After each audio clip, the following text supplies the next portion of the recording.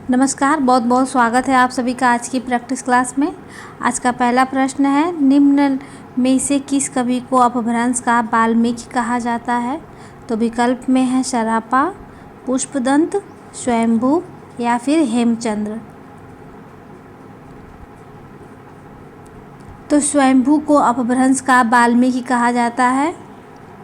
इनकी एक रचना है पौमचरियु। पौमचरियु के आधार पर ही इन्हें अपभ्रंश का वाल्मीकि कहा जाता है। तो इसका सही उत्तर हो जाएगा विकल्प तीसरा, स्वयंभू को। इनकी अन्य रचना है स्वयंभू की पौमचरियु, रिठ्ठेमचरियु और स्वयंभू छंद। अगला प्रश्न है, अरुण यह मधुमय देश हमारा, यह किसने कहा है? तो विकल्प में है ध्रुव स्वामिनी, देवसेना, कार्नेलिया या फिर मधुलिका ने। तो किसने कहा है अरुण यह मधुमय देश हमारा? यह कथन जयशंकर प्रसाद द्वारा रचित चंद्रगुप्त नाटक से लिया गया है। इस कथन को किसने कहा है, यह प्रश्न है। तो इस कथन को यूनानी राजकुमारी कार्नेलिया ने कहा है। तो विकल्प तीसरा इसका सही उत्तर हो जाएगा, कार्नेलिया। कार्नेलिया जो है इस नाटक की नायिका है। अगला प्रश्न है, खेत कौतुकम किसकी रचना है? तो विकल्प में है रहीम, रसखान, कविगंग या फिर दादू दयाल। तो खेत कौतुकम किसकी रचना है? तो खेत कौतुकम की रचना जो है यह रहीम दास द्वारा रचित है। यह ग्रंथ जो है एक ज्योतिष विधा से संबंधित है।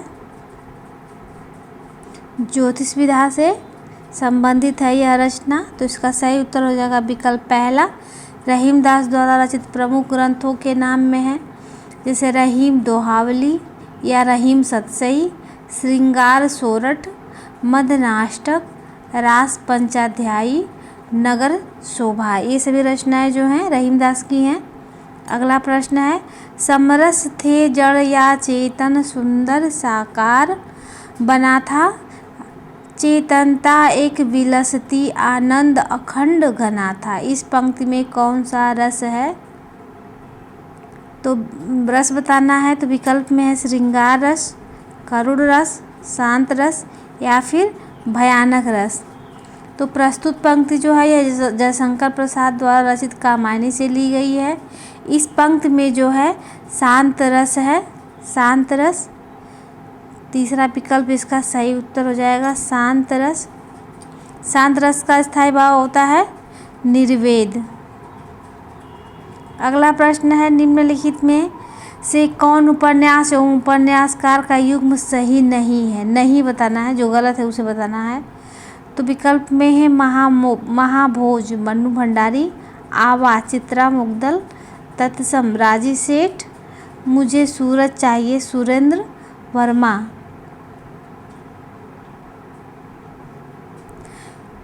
तो जो सही नहीं है उसका सही उत्तर हो जाएगा विकल्प 4, सही सुमेलित नहीं है। और ये तीनों रचनाएं जो है सही हैं, महाभोज मन्नू भंडारी, आवा चित्रा मुग्दल और तत्सम राजी सेठ की रचना है।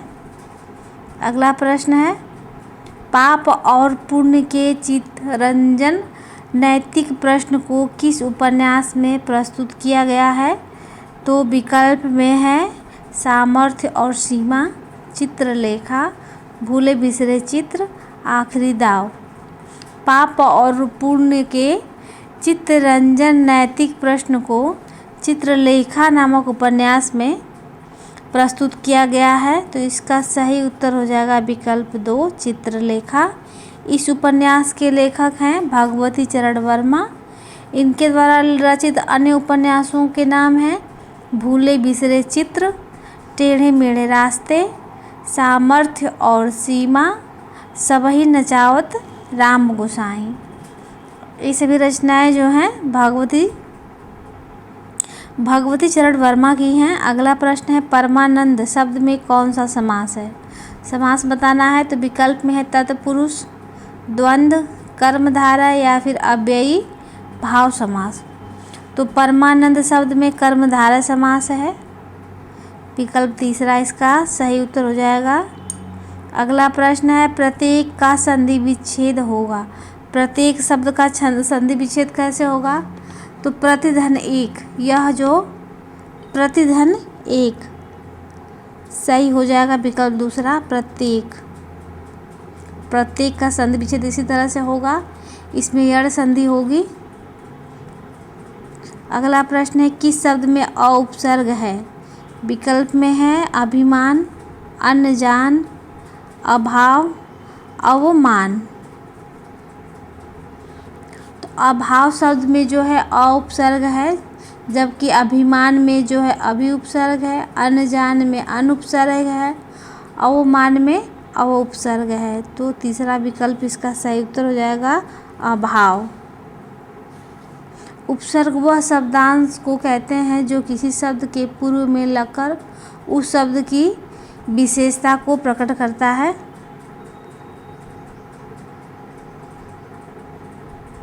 उस शब्द में यह विशेष अर्थ प्रकट करता है जिस शब्द में उपसर्ग लग जाता है। अगला प्रश्न है बिहारी हिंदी की बोली का नाम है। बिहारी हिंदी की बोली का नाम बताना है। विकल्प में है मगही, बघेली, छत्तीसगढ़ी या फिर बुंदेली।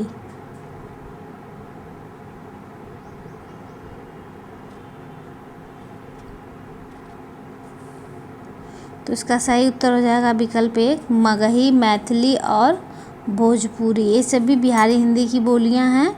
अगला प्रश्न है सर्वेश्वर दयाल सक्सेना की नाट्य कृति का नाम बताना है। तो विकल्प में है तिलचट्टा, शुतुरमुर्ग, अंधों का हाथी या फिर बकरी। तो सर्वेश्वर दयाल सक्सेना की नाट्य कृति का नाम है बकरी। 4 विकल्प इसका सही उत्तर हो जाएगा बकरी। अगला प्रश्न है निम्न में से कौन सा कथन सत्य नहीं है? नहीं बताना है। तो 101 नंबर का प्रश्न है। तो विकल्प में है संस्कृत में 3 वचन होते हैं, हिंदी में 2 वचन हैं, ये दोनों ही सही हैं। असत्य बताना है। हिंदी में 2 लिंग होते हैं, संस्कृत में हिंदी की तरह 2 लिंग होते हैं, कौन असत्य है? तो इसका सही उत्तर हो जाएगा विकल्प 4, ये जो है असत्य कथन है। अगला प्रश्न है उदय प्रकाश द्वारा लिखित कौन सी कहानी नहीं है?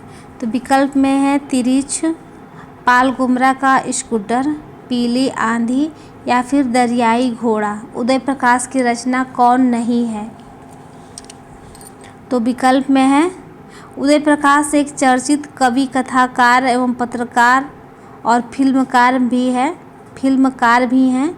इनके द्वारा रचित कहानियां हैं दरियाई घोड़ा, तिरिछ,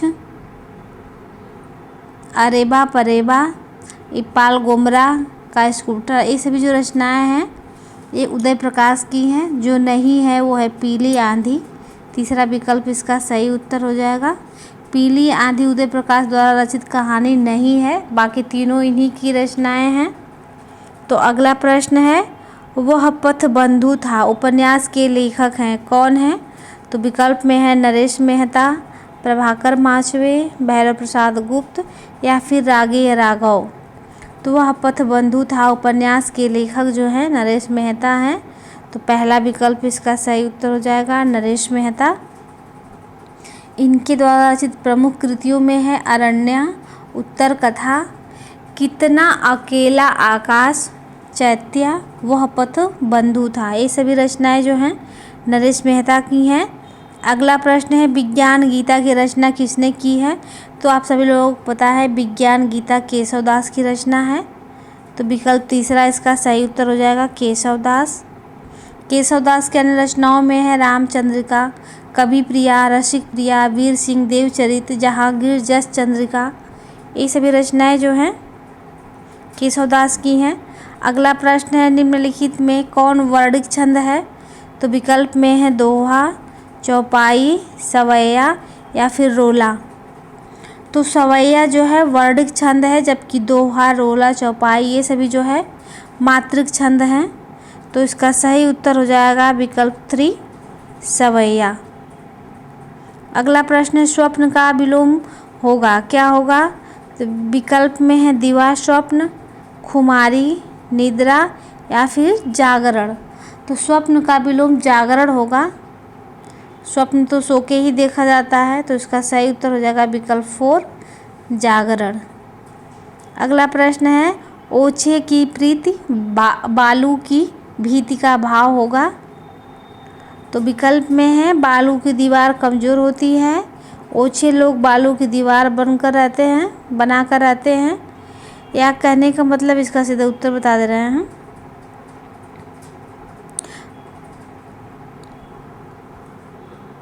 तो ओछे की प्रीति बालू की भीति का भाव होगा। बालू की दीवार की भांति ओछे लोगों का प्रेम भी अस्थायी होता है। तीसरा विकल्प इसका सही उत्तर हो जाएगा। अगला प्रश्न है नटों के जीवन संघर्ष का उल्लेख किस उपन्यास में नहीं है? तो विकल्प में है कब तक पुकारूं, सैलूस, झूला नट या फिर सेवा सदन। तो इसका सही उत्तर हो जाएगा 108 नंबर का प्रश्न है। तो नटों के जीवन संघर्ष का उल्लेख जो है किस उपन्यास में नहीं है, ये बताना है। तो इसका सही उत्तर हो जाएगा सेवा सदन। विकल्प 4 इसका सही उत्तर हो जाएगा। विकल्प 4 नटों के जीवन संघर्ष का उल्लेख कब तक पुकारूं, सैलूस, झूला नट उपन्यास सभी में किया गया है। अगला प्रश्न है आदिकाल को प्रारंभिक काल किसने कहा है? तो विकल्प में है डॉक्टर ग्रियर्सन, मिश्र बंधु, महावीर प्रसाद द्विवेदी या फिर हजारी प्रसाद द्विवेदी। तो आदिकाल का नाम विभिन्न विद्वानों ने अलग अलग किया है। तो प्रारंभिक काल का पूछा है, तो प्रारंभिक काल नाम रखा है मिश्र बंधुओं ने। तो इसका दूसरा विकल्प सही उत्तर हो जाएगा मिश्र बंधु। चारण काल कहा है जॉर्ज ग्रियर्सन ने, चारण काल कहा है ग्रियर्सन जी ने। और महावीर प्रसाद द्विवेदी ने क्या कहा है?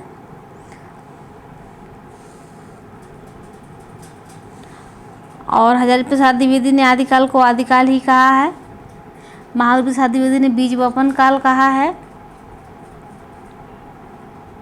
अगला प्रश्न है अधिकार खोकर बैठना यह महादुष्कर्म है, इस पंक्ति के रचयिता कौन है? तो विकल्प में है रामधारी सिंह दिनकर, मैथिली शरण गुप्त, निराला या फिर सुभद्रा कुमारी चौहान। तो अधिकार खोकर बैठना यह महादुष्कर्म है, यह पंक्ति जो है मैथिली शरण गुप्त द्वारा रचित जयद्रथ वध से लिया गया है। तो विकल्प दूसरा इसका सही उत्तर हो जाएगा जयद्रथ वध, ये भी याद रखिएगा, उसी की यह पंक्ति है।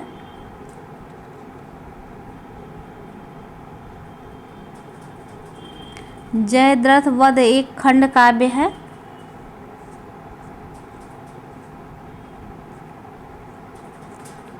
अगला प्रश्न है वागार्थ पत्रिका कहाँ से प्रकाशित होती है? तो विकल्प में है मुंबई, वाराणसी, नई दिल्ली या फिर कोलकाता। वागार्थ पत्रिका कहाँ से प्रकाशित होती है? तो वागार्थ पत्रिका जो है कोलकाता से प्रकाशित होती है। चौथा विकल्प इसका सही उत्तर हो जाएगा। अगला प्रश्न है हम बिस्पाई जन्म के इस काव्य कृति के रचनाकार हैं, कौन है? तो सुभद्रा कुमारी चौहान, राम नरेश त्रिपाठी या फिर बालकृष्ण शर्मा नवीन।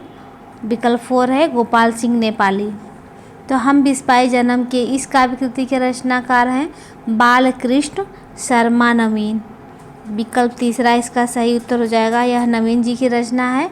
इनके महत्वपूर्ण काव्य ग्रंथों में है कुमकुम, रश्मि रेखा, अपलक, उर्मिला, ये सभी रचनाएं जो हैं बालकृष्ण शर्मा नवीन जी की हैं। अगला प्रश्न है निम्नलिखित में से किसके लिए प्रसिद्ध नहीं है?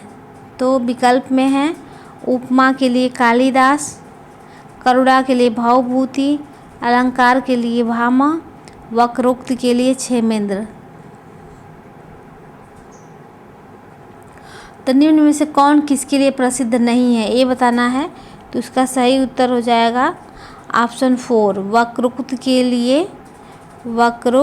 लिए क्षेमेंद्र नहीं प्रसिद्ध हैं, बल्कि वक्रोक्ति के लिए कुंतक प्रसिद्ध है, न कि क्षेमेंद्र। तो कुंतक हैं, क्षेमेंद्र नहीं है। और बाकी तीनों विकल्प सही हैं।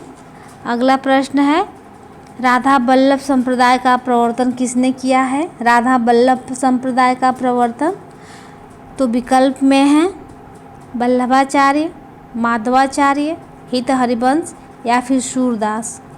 तो इसका सही उत्तर हो जाएगा विकल्प तीसरा, हित हरिवंश। हित हरिवंश हैं। राधा वल्लभ संप्रदाय का प्रवर्तन हित हरिवंश ने वृंदावन में किया था। इस संप्रदाय में प्रेम को ही भक्ति का मूल आधार बताया गया है। वल्लभाचार्य ने जो है पुष्टि मार्ग की स्थापना की थी।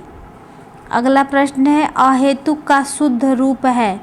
विकल्प में है अहितकी, अहैतुकी, वैतुकी या फिर अभितुकी। तो अहेतुक का शुद्ध रूप अहैतुकी होगा, विकल्प दूसरा। इसका सही उत्तर हो जाएगा अहैतुकी। अगला प्रश्न है, निम्नलिखित में से किस कवि ने सतसई की रचना नहीं की है? तो विकल्प में है मोतीराम, सेनापति, बिहारी या फिर बृंद कवि ने। तो मोतीराम, सेनापति और बिहारी ने सतसई की रचना की है। बृंद ऐसे कवि हैं जिन्होंने बृंद ने अपने नीति ग्रंथ में 700 दोहों की रचना की है, लेकिन उन्होंने सतसई की रचना नहीं की है, पूछा है। तो इसका सही उत्तर हो जाएगा विकल्प 4।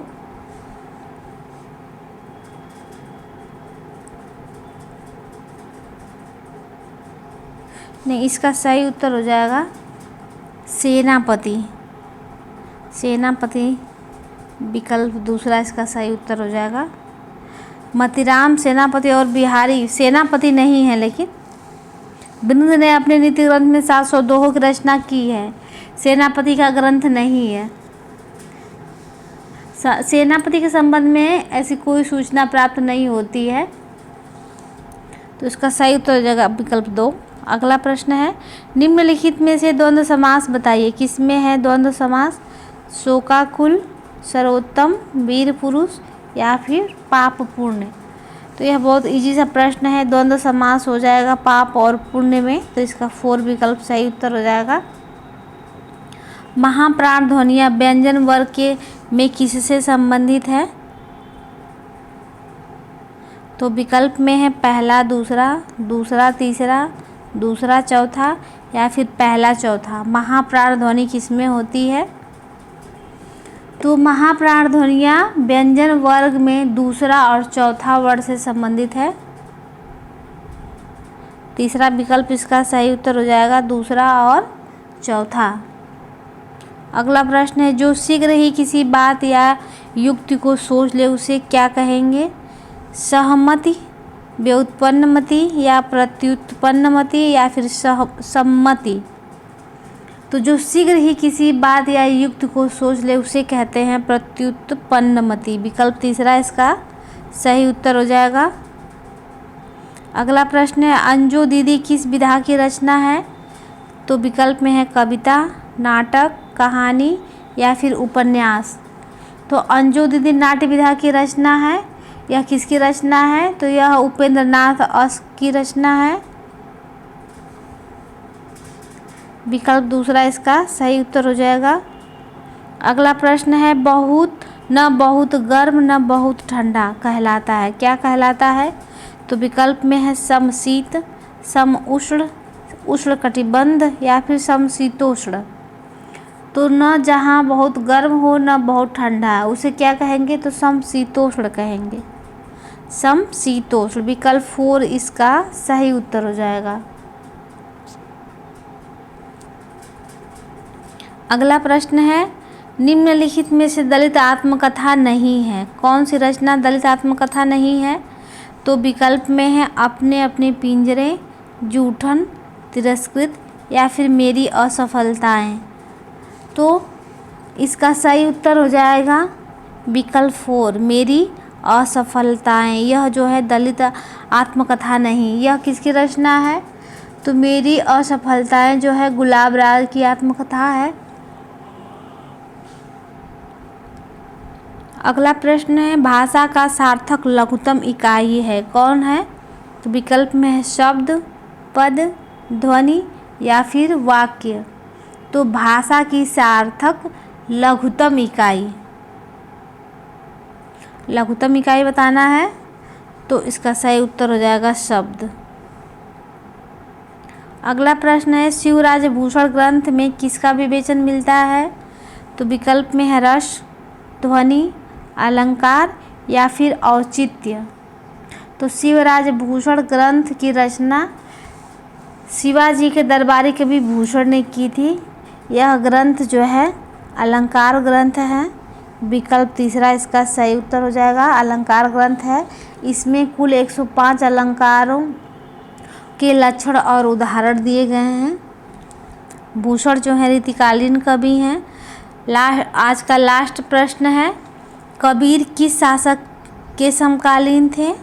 तो विकल्प में है हुमायूं, अकबर, सिकंदर लोदी या फिर बहादुर शाह जफर।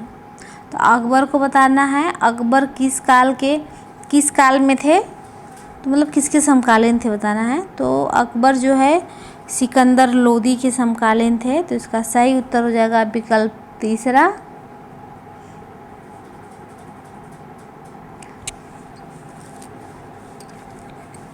तो आज के लिए बस इतना ही, मिलते हैं नेक्स्ट वीडियो में, तब तक के लिए धन्यवाद।